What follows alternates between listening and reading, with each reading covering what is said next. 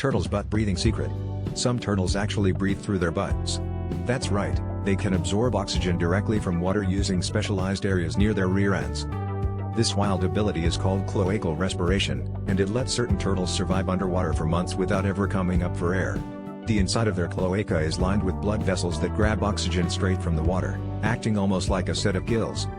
During the cold months, when ponds freeze over and regular breathing isn't possible, turtles like the eastern painted turtle rely on this superpower to hibernate underwater. While they're chilling at the bottom of a frozen lake, their butts are doing all the work. Scientists are still studying just how efficient this backdoor breathing can be, but for these turtles, it's the difference between life and death in harsh winter conditions.